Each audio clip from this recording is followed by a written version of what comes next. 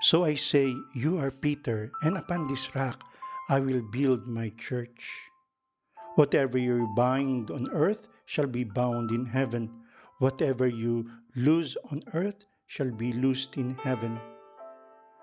Ang isang itinuturo at kinagawian ng ating simbahan ay ang pangungumpisal sa pari ng mga nananampalataya.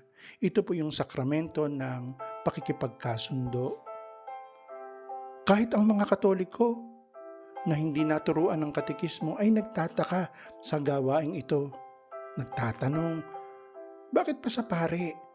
Bakit hindi na lamang dumiretso sa Diyos ang ating pangungumpisal? Na para bang tumututol, hindi sumasang-ayon. Kesyo, ang mga pari daw naman ay mga makasalanan din. Baka daw ipagsabi ng mga pari sa ibang kanilang kasalanan, nahihiya daw sila. Tao lamang daw ay yung mga pari.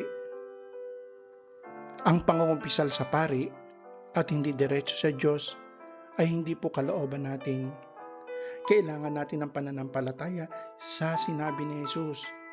Ito po ay kalooban ni Jesus. Siya ang may nais na ang pagpapatawad ng Diyos sa atin, sa ating mga kasalanan ay igawad sa pamamagitan ng mga sinugo niya, ng mga pari.